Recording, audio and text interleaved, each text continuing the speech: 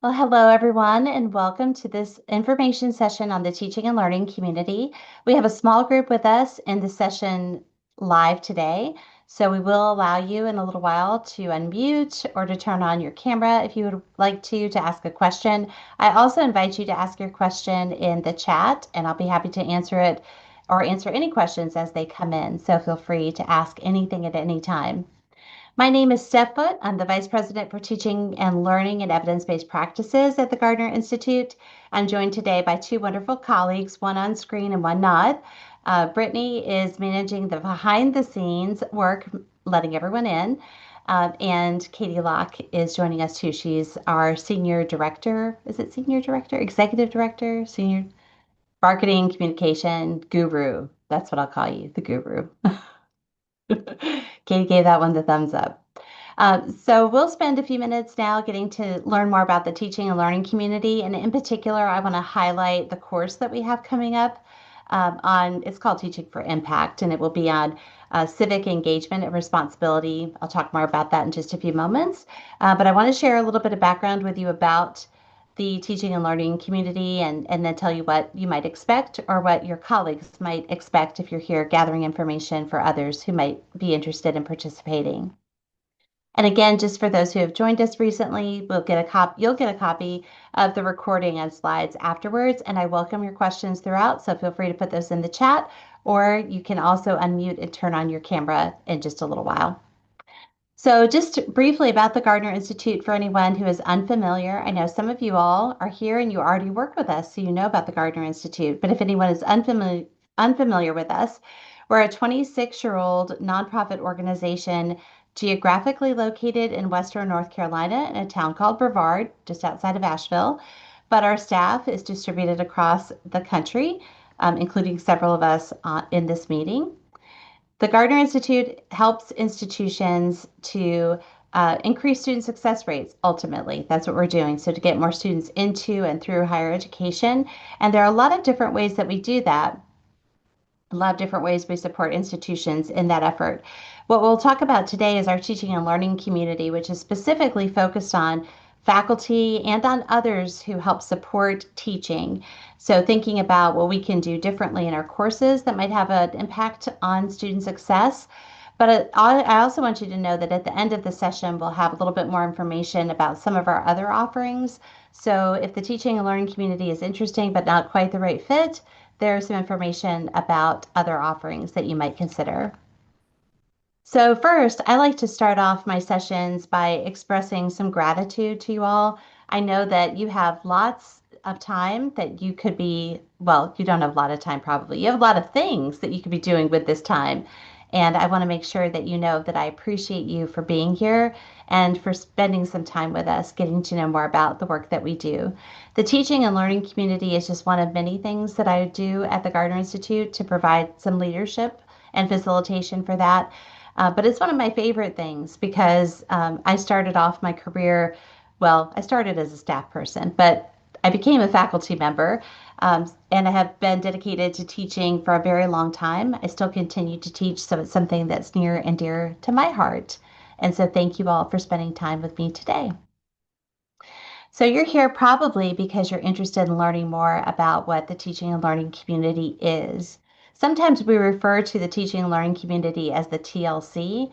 And I had somebody ask me not too long ago if the TLC was named the TLC because I like the band, the TLC.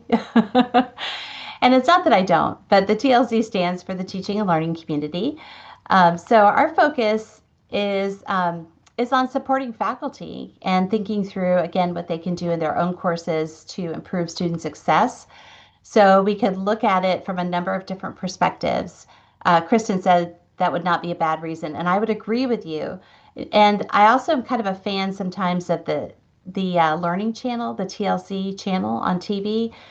So between the band and the channel and the teaching and learning community, you might say TLC could have a special place in my heart.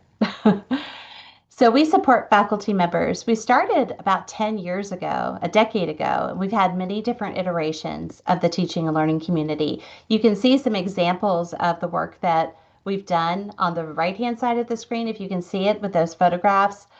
We've had a lot of in-person convenings. We've had virtual communities of practice and courses, and we're getting ready to embark on a redesign of what we're doing. So we'll have even more changes in the future. We continue to make changes because the needs of faculty members change. And so we're trying to do what we can to make sure that we're creating a supportive environment and meeting faculty where they are. So originally, the TLC was designed as a collection of different activities, starting with a launch workshop. And the idea here was to get people together to look at course pedagogy, particularly focused on active learning, but also on assessment. So, how can you assess student learning outcomes? Since then, we've evolved, and some of our offerings focus on different topics. The Teaching for Impact course, which I'll talk about in just a moment, changes topic each time we teach it, but at the heart of it is the focus on practices that you can implement immediately into the courses you're teaching. And if you're supporting others that are teaching, so perhaps you work for Center for Teaching and Learning or some sort of an academic success unit on your campus, then there are strategies that you can use to help support those that you're supporting in teaching. So there are a lot of different ways to bring back the information and use it in your professional practice.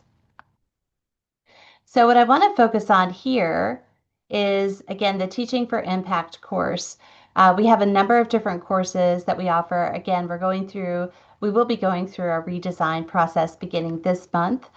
So we'll have lots of changes coming up, but right now our focus is on what we're doing in the spring. But what I want to mention on this slide is on the left-hand side, what differentiates us from other opportunities that you might have to support the teaching and learning in your courses.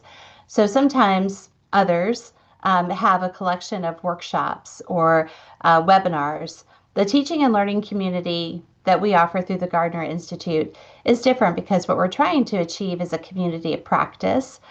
We have folks that have been with us through all of our various courses and also attend virtual meetings on a regular basis to share a community of practice with us. It's an interdisciplinary community. It's a national community. In fact, sometimes it's a little bit international because we do have folks who've joined us from other countries. And it's a place where we can learn from and with each other. For the Teaching for Impact course, we have predominantly synchronous content, but we also make it available asynchronously.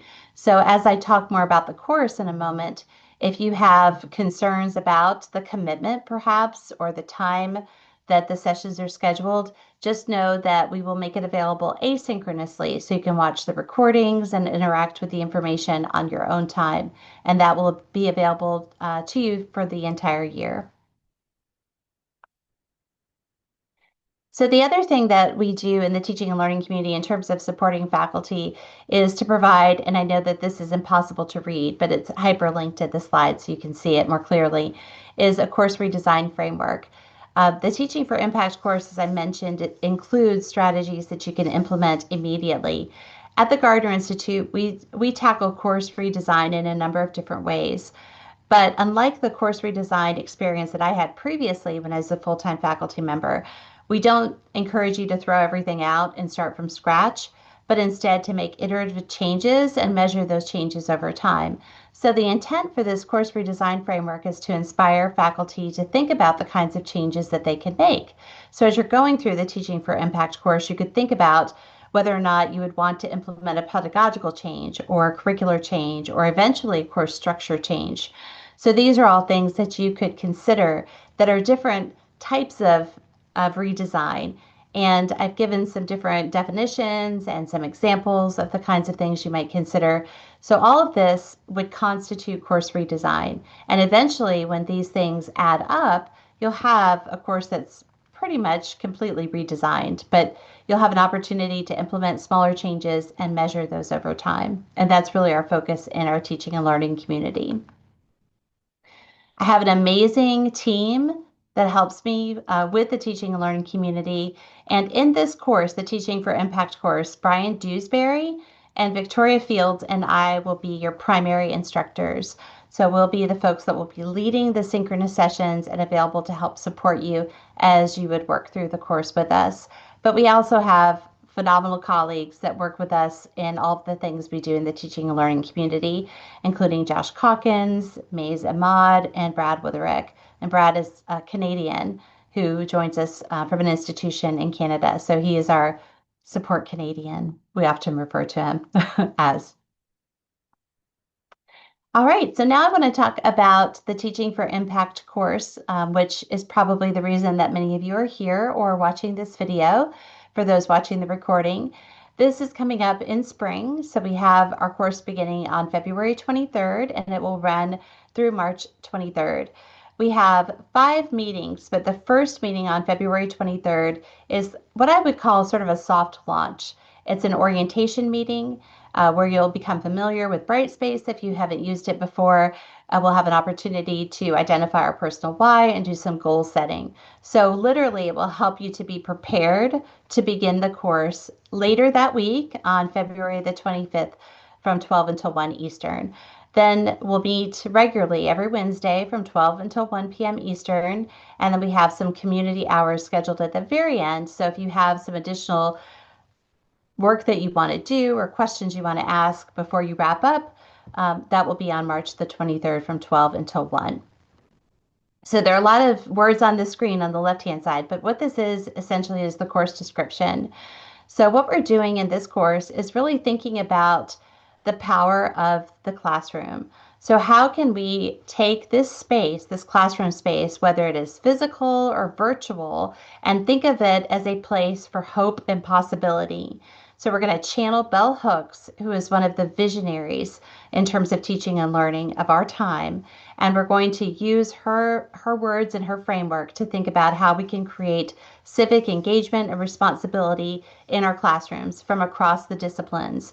So I should mention that Brian is a STEM faculty, Victoria is a rhetorician, and my background is education. So we will be looking at this from lots of different disciplinary angles. So the information, the strategies, the ideas in this course are transferable in all disciplines and at all the different levels, as we will demonstrate. So participants in this course will engage in concrete strategies and activities that make civic engagement visible, meaningful, and inseparable from the work of learning itself. And you will leave with tools to cultivate classrooms where learning and democracy reinforce one another. And we're really excited about this. We had an opportunity during our annual symposium to do a very small piece of some of this with the participants, and it was phenomenal. And we've spent time since then, since October, beginning of November, working on envisioning this as an entire course. So we're really excited to bring this to you.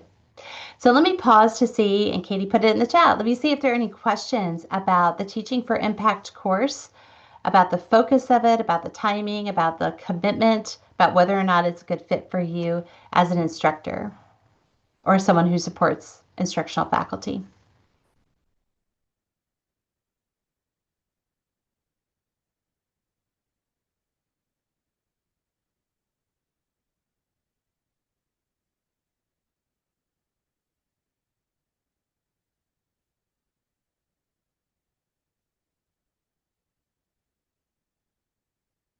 Okay, Kristen has a question. Sorry if I missed it, but what is the time commitment for the work outside of the meetings? Thank you, Kristen, for asking.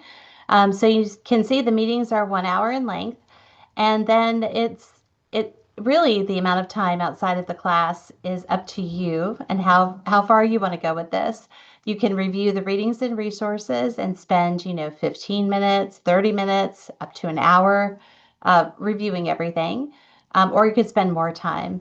So my encouragement is to spend at least an hour a week on the information because you not only want to review it, but think about how you're going to implement it into your own course. So if I was planning myself for this, I would say an hour for the synchronous meeting and then an hour to think about, how to incorporate it. So to review the information and to think about how to apply it. So about 2 hours a week over a month. So it's not a heavy load. The idea here is to give you things that you could implement again right away. But creating space to think about it is very important too. Any other questions about the course? I have just a little bit more information to share, you're very welcome. All right, I'm going to move ahead, but we can go back and answer any more questions if you have any. What I want to share with you all next, I have a couple of slides that document some of the things that we've learned that have been learned about teaching and learning and course redesign through the work that we've done in the teaching and learning community. And all of these are hyperlinked, so you'll have access to them completely open access. You'll have access to them through the email that you'll receive with the slides. The first one is a blog post that my colleague Brent Drake and I wrote in 2024. And in it, we document some of the outcomes associated with course redesign in several courses that were redesigned as part of a cohort that we did in the University System of Georgia. What I've shared here is just a snippet. So if you click on the link and look at the full blog post, what I share is a snippet of what the faculty members did in their course redesign. They were all involved in our teaching and learning community, and they had very different strategies for their course redesign. We have a math course, an English course, and a history course documented in this blog post.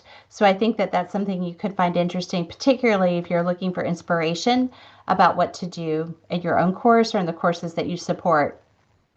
Similarly, we have published a couple of open access collections of case studies, and we actually have another one that's coming out this spring that will document a decade of course redesign at Western Michigan University. They've been working with us for 10 years now in course redesign. So both of these document cases that have been written by faculty members and represent a number of different course redesign changes that have been made across the various disciplines. So we have lots and lots of disciplines represented, and you can review them again by clicking on the link, and it will take you to the page so you can click on the full publication or the individual cases broken out by discipline. So there's a lot there to consider. All of the faculty, again, here participated in our teaching and learning community. And then lastly, the fellows and I have over the last several years, and there's even more than I have on the screen, but I'm highlighting just a few of the articles that we've written that document our work. And this one over here, the Humanizing STEM Education, is one that includes outcomes associated with course redesign. So that one is in a scholarly journal, it's open access. The others talk more about our process, the work that we've done to help faculty to begin their own course redesign work and also to advocate for it, so within their own departments. So you can read more of that when you get access to the slides, when you have a copy of the slides. So that gives you just a glimpse of some of the work that we've done, how faculty have taken the information and applied it to make changes in their own courses that they teach. And now I want to move on to next steps. So if you are interested, if any of this sounds intriguing and you think you might want to join us, we have some details about how you can become involved. And I'm going to turn it over to Katie, who's going to share more of that with you. Katie? Thanks, Steph. We would love to, as Steph said, have you involved in the teaching and learning community. We know some of you are from our transformation schools, so this part doesn't apply to you. But if you are interested, we will give you a link to the registration, and it's a simple registration, and the fee is $340 per person for the course.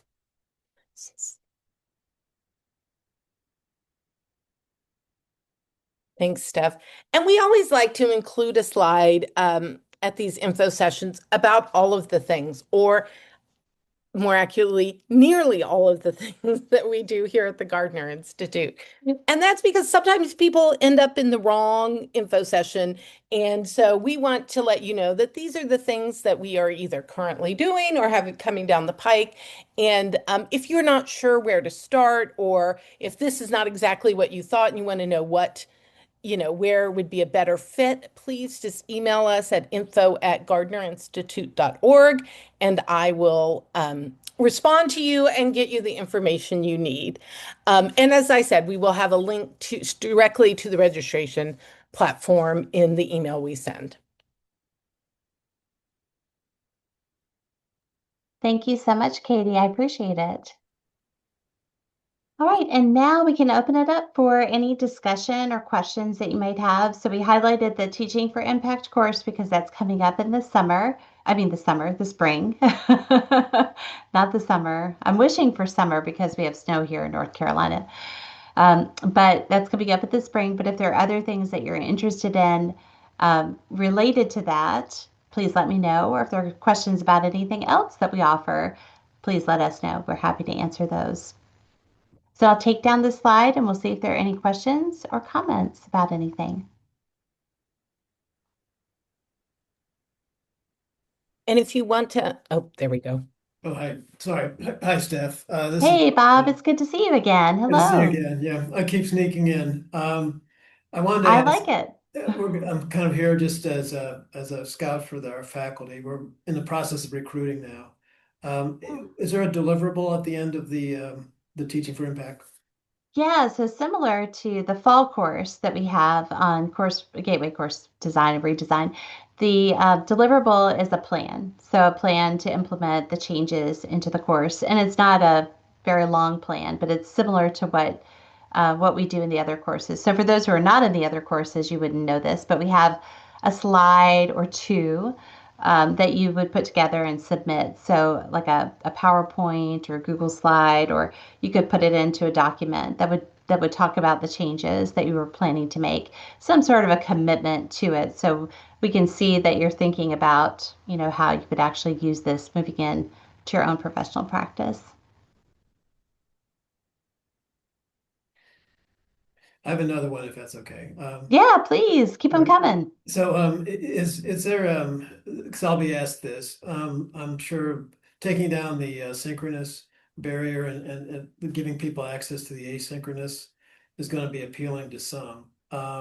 As far as the quality of the experience, is there any degradation versus if you're not in the synchronous, do you lose some of the community feel or is it still valuable?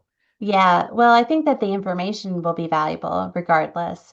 But I will say, if people can participate synchronously in one, two, three, four, five, all of the sessions, there's benefit to it because there's an energy that comes from the being in the sessions synchronously that doesn't translate to the recording because this course is designed to be synchronous, just like all of our other courses. We haven't designed it to be asynchronous.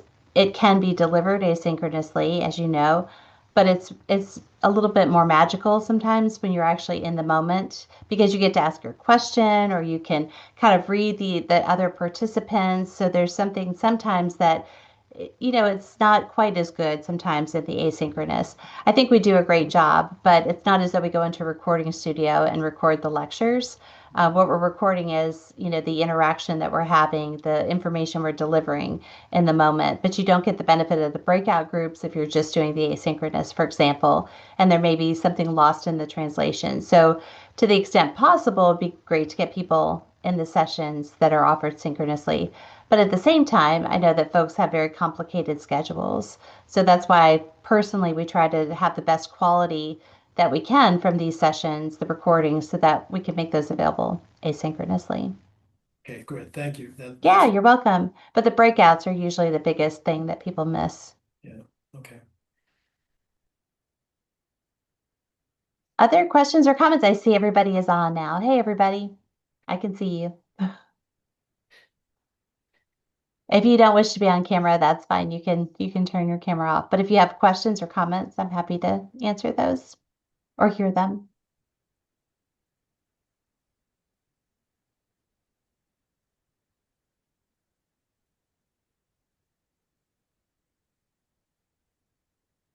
Steph, let me try that again. Do we want to stop recording? And Yeah, if anybody has any questions they want to ask that aren't recorded, we can do that. absolutely. Yeah, and I'll be happy to hang out here as well.